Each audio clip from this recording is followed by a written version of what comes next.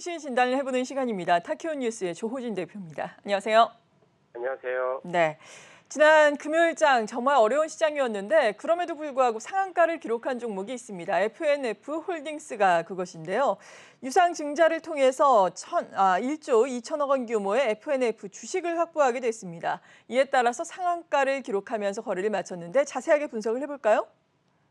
예, FNF 홀딩스는 FNF의 지주회사입니다.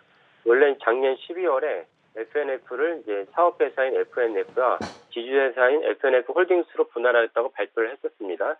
그리고 이제 그것이 진행되는데 이 특이한 점이 무엇이냐면 보통 지주사로 이제 분할을 했을 때는 사업회사 지분율이 한 20%나 30% 정도 갖게 되는데 분할 결과 FNF 홀딩스가 FNF를 갖고 있는 지분율이 0.52%에 불과했습니다. 이렇다면 지주사로 전환할 수가 없죠. 그래서 보통 우리가 공정위에서 지정하는 지주사의 전환 요건이 최소 20%입니다. 상장사 기준입니다. 그럼 이제 20%를 맞춰야 되기 때문에 18%, 19% 이상을 더 보여야 되기 때문에 FNF 홀딩스, FNF 경영진은 어떤 결정을 내리냐면 유상 현물 출자라는 특이한 방식으로 FNF 홀딩스가 FNF의 지분을 갖다 높이는 방식을 택했습니다. 쉽게 얘기하면 무엇이냐면 FNF의 창업주인 김창수 회장 일가가 갖고 있던 FNF의 주식을 FNF 홀딩스에 주는 것입니다.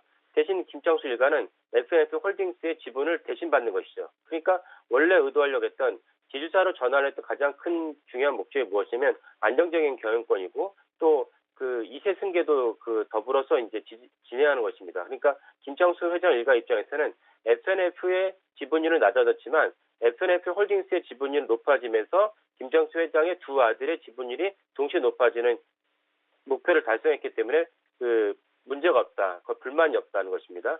근데 이거 진행했을 때 일반 주주 입장에서는 그러면 이제 이 회사의 주가가 어떻게 된 것이냐, 이 회사의 미래가치 어떻게 된 것이 중요합니다. 그래서 최종적으로 그 결론을 보면은 FNF 홀딩스가 이번에 그 지주사 전환을 통해서 30.5%의 지분을 FNF의 지분을 갖게 되는데 20일 날 FNF 홀딩스가 상한가를 쳤음에도 불구하고 20일 날 FNF 홀딩스의 시총이 4천억이 안 됩니다. 근데 FNF, 계열사인 FNF의 시총은 5조 2천억에 상당합니다. 그러니까 우리나라 지주사 할인이 있다 할지라도, 그러니까 우리나라 대표적인 지주사를 할 수 있는 LG그룹의 지주사이죠. 그다음에 SK그룹 지주사인 SK의 그 시총 계열사의 지분이, 그러니까 LG랑 SK가 보유한 상장사, 비상장사 보유한 지분을 가치를 다 합치면 LG랑 SK의 그 시총이 40에서 60%에 불과합니다.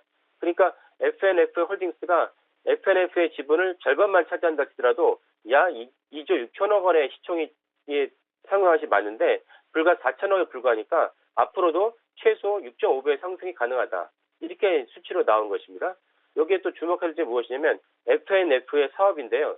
FNF 사업이 만약에 안 좋아진다면 FNF 홀딩스 자체도 당연히 주가가 상승할 여력이 퇴색하는 것이죠. 근데 FNF의 2분기 매출을 보면은 전년 대비 3,124억 원 매출이 뛰었습니다. 영업이익은 더 많이 뛰어서 268%가 점프한 754억 원을 갖다 기록했습니다.